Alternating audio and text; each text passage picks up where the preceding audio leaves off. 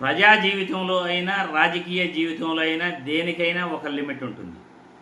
మేము ముందు నుండే రాజకీయ పార్టీలకు హెచ్చరిస్తూ ఉంటాం. మీరు చేసేది తప్పు, ఇలా చేయకూడదు, మీరు వెళ్తున్న దారి మంచిది కాదు అని మేము చెప్తాం.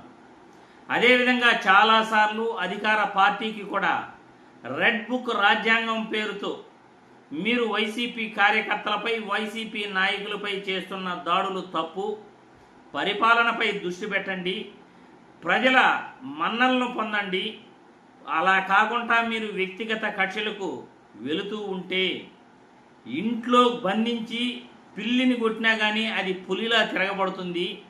ఈరోజు వైసీపీ కార్యకర్తలు కూడా ఈ రెడ్ బుక్ రాజ్యాంగాన్ని చూసి చూసి చూసి విసుగుపోయారు.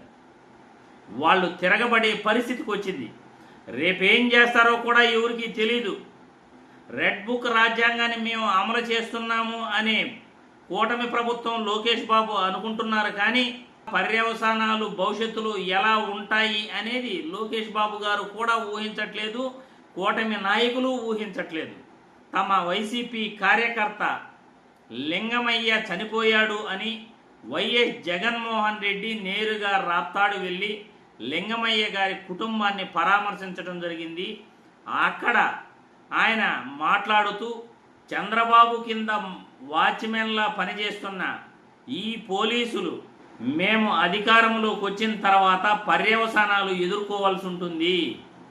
మీ బట్టలు ఊడదీస్తాం, మిమ్మల్ని కోర్టులో నిలబెడతాం, మీకు శిక్షలు విధిస్తాం, మీ ఉద్యోగాలను ఓడగొడతాం అని YS Jaganmohan Reddy mass warning AP పోలీసులకు ఇవ్వటం జరిగింది.